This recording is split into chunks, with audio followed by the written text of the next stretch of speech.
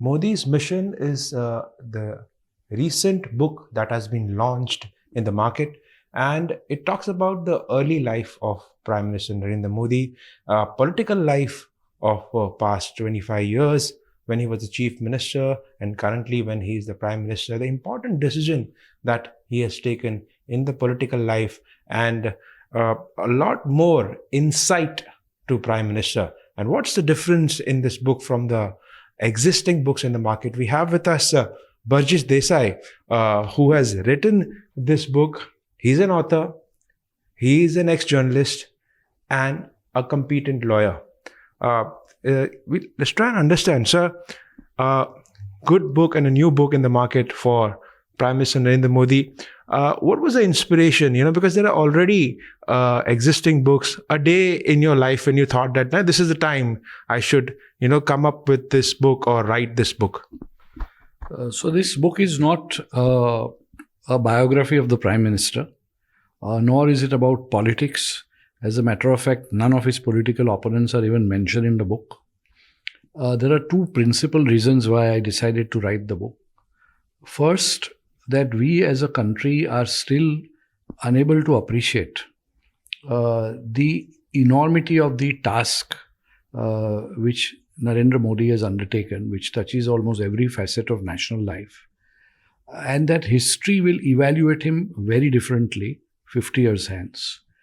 And secondly, and more importantly, I came across during my research that the evidence on record militates against the kind of allergy or bias or prejudice which a section of the intellectual elite and the Western media and some of our left-leaning historians have against Narendra Modi, which prejudice is against a lot of leaders who are educated in the vernacular medium or who do not speak King's English or not received a classic English education. And this prejudice is more so if the leader is a nationalist leader, a Hindu nationalist leader who believes in Hindutva as a civilizational, cultural way of life. So as far as this particular group of people is concerned, and this prejudice has resulted in a lot of palpably false narratives being spun around. So my book tries to explain with the evidence on record as to how some of these narratives are constantly trying to undermine the Prime Minister's life work. Definitely, there are certain existing books in the market. And when we talk about your book, especially when it's about his early life, the decisions that he has taken, the idea behind it, the way it has been taken, you have narrated in detail. What is the exceptional factor that why the people should read your book? So I think a lot is known about the early conditions of his childhood. He was, as I say, he was not starving, but it was in a survival mode. For instance, few people know that he left home permanently at 17, and all of those 17 years, there was no electricity in his house. Although electricity did come in Vadnagar in the last 2 or 3 years, but his house had no electricity. Now, this is like a simple fact, but 8 of them in a house which had no windows or ventilation used to wake up soaking with perspiration in those Vadnagar summers. We get uncomfortable if there is a power outage for 1 hour. So apart from that, he had 5 siblings. The father used to operate a small tea shop on the Vadnagar railway station. The mother did work for others. His mother actually washed utensils of others with ash which was mixed with glass, which made her fingers bleed. And he, at the age of 9, he had developed the sensitivity of knowing that he should not ask for 1 extra roti or 1 extra cup of dal, because if he did so, his mother, who only had the leftovers after everyone had eaten, would go empty stomach on to bed. So this was the kind of sensitivity he had. And at 17, when these type of conditions are there, all of us, the meaninglessness of normality became evident to him all along. We would think of getting a job or earning money or starting a family. His career choices were either becoming a soldier in the Indian Army, arising out of his interactions with the soldiers during the 62-65 wars, at the Mehsana railway station. Second choice was becoming an activist monk in the Ramakrishna mission, because he was greatly inspired by Vivekananda. And the third choice was to be a pracharak of the Sangh. Now, all these career choices at 17 of a person who was barely surviving, not thinking of family, not thinking of money, not thinking of developing his career. And so this service is not an empty word. Service was a very deeply ingrained impulse in him. And that is the reason why, and service and sacrifice of an entire lifetime. And that is the reason why the comparison with Gandhi is merited. Definitely, taking to that point, you have mentioned in this book that a person is born with a mission in every century. It was 20th century for Mahatma Gandhi. It's 21st century for Prime Minister Narendra Modi. So what the Mahatma will be obviously be remembered for the freedom struggle and the independence which he obtained for the country. He spearheaded the freedom movement. At the same time, what Modi ji has done for the country is that in 2047, which is about 22 years away now, this idea of Viksit Bharat looks like an extremely possible idea where India will become a superpower, possibly the second largest economy. And in the true sense of the term, Indians will continue to believe in themselves. Now, Modi has made Indians believe in themselves, and that's why he is a transformational leader like Gandhi, who has lifted the collective consciousness of the people. He cannot be dismissed as an ordinary politician. And therefore, this common thread of self-service and sacrifice is there throughout in the lives of Mahatma as well as Narendra Modi. Of course, Modi is more muscular national resurgence of the country, more assertiveness. Gandhi operated on a spiritual, philosophical, moral plane. But at the end of the day, there is an uncanny similarity in the life mission and the life work of both these leaders. If I would like to ask you, one of the experience or one of the important interaction that you would like to highlight, when you were a journalist and at the same time political career of Prime Minister Narendra Modi was going on, that you would have mentioned in the book, or something that if you want to highlight. So, by a somewhat strange coincidence, of course, people say there are no coincidences in life. But on behalf of some corporate group which did bio renewables, I was attending a conference of all places in Dalian in China, where the Gujarat government had set up a stall. And one day in the night, I found myself face to face with Modi ji, because he was alone and his secretaries had yet to come, the Gujarat government secretaries. So he just took a look at my nameplate, which only said Desai, and he asked me whether I was a Parsi from Navsari.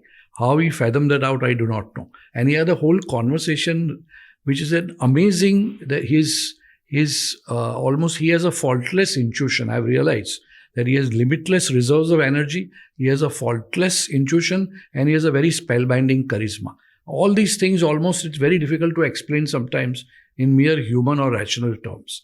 So that was my interaction with him, and I intuitively felt, this was in 2007 September, that I wanted to tell him that one day, sir, you will become PM, but I hesitated. I did not tell him. He gave me his card which said Gujarat CEO in one side in English and one side in Chinese, because it was a conference in China. And then I left. From then onwards, I was tracking his, even earlier I was tracking, but whatever he did for converting Gujarat into a model state, a World Bank endorsed model state. So I was following that very closely, and all the Agni Pariksha that he was undergoing, so to say. And then, of course, when it became clearer, and I saw the prejudice of the elite even at that time, when the BJP declared him to be the prime ministerial candidate sometime in 2013. First of all, there was disbelief. Then no, he cannot be a pracharak from the backwaters of Gujarat cannot be PM of India. So there was this disbelief. Then they said, no, they are going to appoint somebody else. When he was ultimately appointed, and when the election campaign momentum took form and it became certain that he would become PM, That disbelief became cynicism, that he may last for one term. There's a reaction against UPA's government in the last few years, etc. And then when he's elected 3 times, of course, now I think it's only abject frustration. And But the bias is very much there. And definitely, you made an important point, because I was coming to that, the reference of elite class in your book, which has consistently been criticizing Prime Minister Narendra Modi since he was in the political life, and it goes on till now also. How do you relate that? So as I said, I already explained that this allergy is there against people whom they feel are not coming from, it's not a question of economic class, but that they are not educated in a classic English education sense, or they are espousing national causes, or they are talking language of Hindutva as a civilizational. That makes them feel very uncomfortable. It sort of disturbs, for want of a better word, I call it the Nehruvian mindset, which has been inherited by this elite. And of course, it's a totally separate matter of discussion, but this Nehruvian mindset and the left-leaning historians, they just don't want to believe and accept the unbelievable, stupendous success which the PM has achieved. They can't assail his integrity. They can't assail his administrative acumen, his hard work, his unwavering popularity. So they raise this idea about secularism and about being a Hindu nationalist and so on and so forth. But I feel that the manner in which a structural transformational change has been brought about, even the thinking of the youth also, I believe that in the next 50 years, it will be very difficult for a political party which does not believe in Hindutva, not as a theocratic, not as a religious state, but as a civilizational cultural way of life. If a political party says, no, we don't believe in that, for that party to capture power at the center, I think will be very difficult. Also about the achievement, your book talks about the achievement, when he was the chief minister also, and when he became the prime minister, important achievement like abrogation of 370, establishing a Ram temple. How in your book is this differently mentioned, or something inside story that you can share? So 370 is an excellent example. We have been fed with narratives that who was responsible for the delay in Kashmir's accession to India. The blame is put on Maharaja Hari Singh, who was the last Maharaja before he was banished to Bombay and all. It's a long story. So my book, which reads like a storyline, explains from 1948 with all the quotations and citations, including some declassified CIA documents which have just come in the public domain, which really pinpoints who are the people responsible for the delay of Kashmir, who are the people responsible for the creation of Pakistan-occupied Kashmir. At one stage, our generals, Themaiya and one other general, I can't recollect the name now, they told the Indian government that you allow us to go after the intruders and we will vacate them outside. But Nehru decided to take the matter to the United Nations. And there was a ceasefire. So a lot of these blunders were there in Kashmir. And as far as Modi ji is concerned, it was not only the ideological issue about Kashmir being an integral part of the country. 370 was like a wart on the face of national integrity. It had to be cauterized. So to that, but more importantly for Modi ji, it was also a governance issue. For 22 years, he was crisscrossing Kashmir. When he was a RSS Pracharak and a BJP functionary. He was a part of the study team of the BJP on Kashmir. He was the J&K election in charge. So at the grassroots level, he knew what was the suffering. So as soon as he became PM, the Gujarat model was adopted in Kashmir. And those statistics are there in the book, which explains how overnight Kashmir experienced good governance in the very first term of office. Now, very few people know. They feel that in 2019, when he came back to power with a larger majority, within 3 days, 5th, 6th, 7th August, like a magic wand, 370 was abrogated and everybody is sort of left dumbfounded. But people do not know, and which the book describes in detail from his own statements, that he had worked for 5 years during his first term, for nearly 4.5 years, from 2014 to 19. And he did this alone with a core team of secretaries, because secrecy was very critical. A lot of ministers had also said, a lot of legal experts had said that the constitutional imbroglio was impossible to resolve, and 370 could not be easily removed from the statute book or from the constitution. And yet, he went on relentlessly working at it. Various constitutional options were explored. And finally, that 5 year of all the homework which he did, when Amit Shah became the Home Minister for the first time in 2019, the PM briefed him and said, "This is my mandate to you, now go and secure this. It has to be done with great speed, etc., to prevent any judicial intervention at the last minute." And as we know, it was achieved against all odds and without any violence or unrest. So this is the 370 is a miracle. I mean, this is the reason why I say that there appears to be some kind of a divine spiritual protection over whatever he has been doing. Same way the Ram Mandir. 134 years of litigation, starting from 1858, 1859. Violence, criminal disputes, civil disputes between the two communities. And in 2019, he gets an unqualified judgment from the Supreme Court, a unanimous judgment. And he also manages to construct and enthrone the Ram Mandir, taking personal responsibility for it. And when the judgment came, see his sagacity, he did not allow any Hindu triumphalism or any Hindu sense of victory to be displayed, which would have caused unrest. He was very strict. He told all his people, all the parties, etc., that there will be no display of triumphalism. You have to accept the judgment gracefully and without any violence or unless the Lord will go back to his birthplace. So this is another huge, of course, his economic achievements are spectacular. Digitalization of the economy, UPI, which now handles 640 million transactions every day, the world's largest. We are the world's largest in biometric identity, in public health care, and the welfare state he has created, particularly in the last 4 or 5 years. And that welfare state, most importantly, is religion neutral. As I like to say that Salma in Saranpur gets exactly the same benefit what her neighbor Radha gets. Okay. And the minorities are beginning to realize this, that the welfare state in India is religion neutral and Modi cares for everybody, not only for Hindus. And that is true Hindutva and that is true secularism. So lastly, we have seen Prime Minister Narendra Modi himself being the crusader of social media. And this is the time of social media where we see, people criticize, people put across their views. In this age, how and why people should read your book and how it is far away from the politics, but on the lines that what Prime Minister Modi has done for the nation and what the vision he has, if you want to highlight. So I think this book is, as I said, devoid of politics.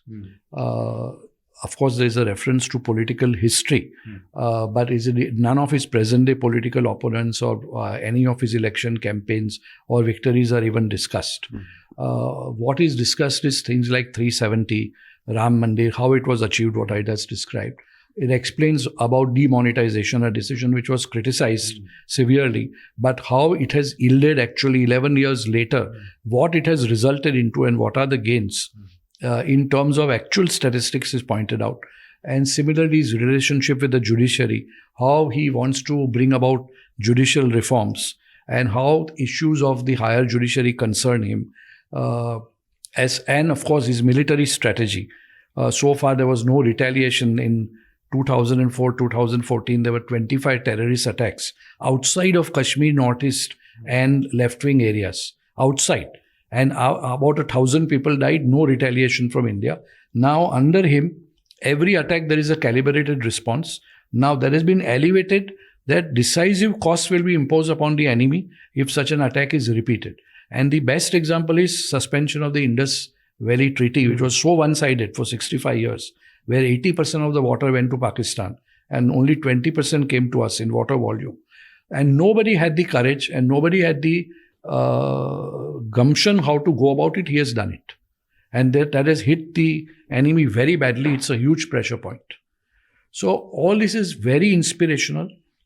His spiritual journey is described, which I think in greater detail for the first time, I have not at least read in any other book, the personal spiritual journey of the Prime Minister, or what more or less happened during those 2.5 years that he left home and he roamed about in the Himalayas, etc. So it was a search for his spiritual roots which was sprouting, and some of the personages he has met, his personal interaction of how he got Sevana Samskar from his mother is highly inspirational. That a person without nothing can rise to be Prime Minister, and this is truly an egalitarian society which we have achieved in India. So I think it's hugely inspiring, and that's why I've kept the book not cluttered with footnotes and sources, but in a storytelling style, in a sort of a dramatic style, so that the youth is encouraged to read it. It's available on Kindle already. It will be available soon in the form of an audiobook, because nowadays people don't prefer to read so much and only hear. And of course, the social media on YouTube and various other things, and on the various television channels, I think people will be interested. And most importantly, we would be bringing about translations in Hindi, Gujarati, in some of the South Indian languages. So that should spread the message. And it is a book meant for the non-academic reader. Anybody who is interested, even for a young person, it is not going to be boring or drab. So it is a highly inspirational, personal, spiritual journey of a man whom we terribly underestimate. Thank you. So definitely, a good conversation. And finally, an appeal to all the youth, definitely to understand Prime Minister Narendra Modi's spiritual and political journey in a different way altogether. Modi's Mission is a book that you should all read and, incorporate those things which are mentioned of his early life, political life, written by Berjis Desai.